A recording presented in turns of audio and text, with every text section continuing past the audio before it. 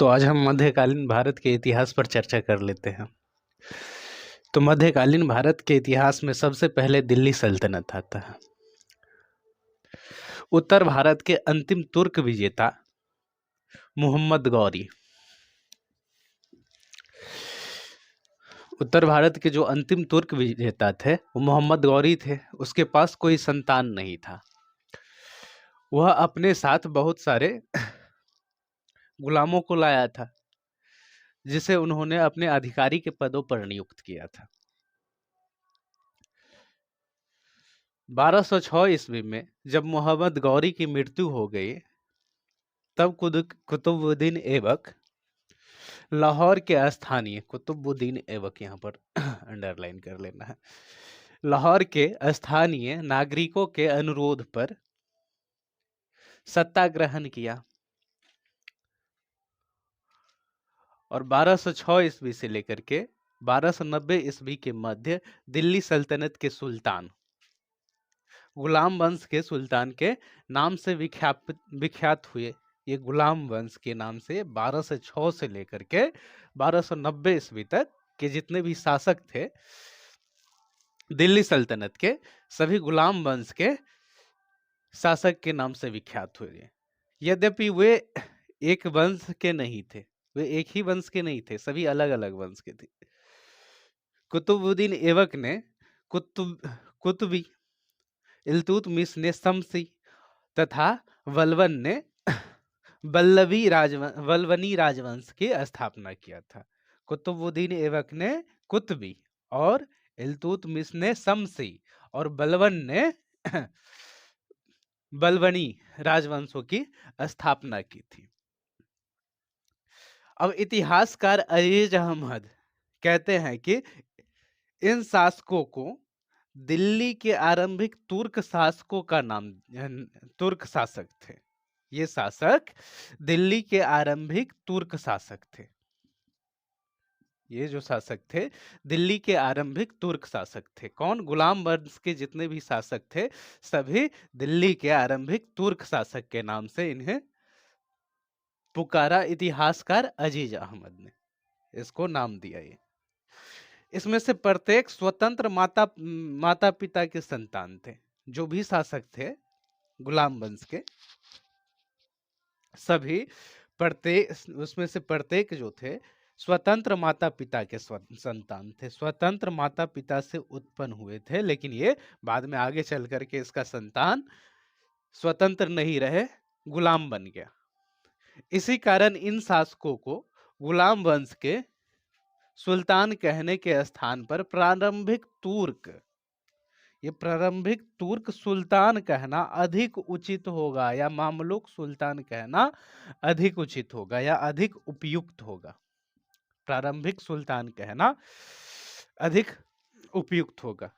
इसे प्रारंभिक तुर्क सुल्तान कहना अधिक उपयुक्त होगा, या तो मामलुक सुल्तान कहना अधिक उपयुक्त होगा। इसे मामलुक वंश के शासक भी कह सकते हैं, मामलुक वंश के सुल्तान भी कह सकते हैं। दिल्ली के प्रथम तुर्क शासकों को, प्रारंभिक तुर्क शासकों को, सॉरी प्रथम को नहीं, प्रारंभिक तुर्क शासकों को मामलुक सुल्तान कहना अधिक उपयुक्त होगा। मामलुक का अर्थ होता है स्वतंत्र माता पिता से उत्पन्न दास। माता पिता तो स्वतंत्र है, लेकिन उससे उत्पन्न बच्चे दास के रूप में हो तो उसे मामलुक कहते हैं। अर्थात स्वतंत्र माता पिता से उत्पन्न दास मामलुक कहलाते हैं।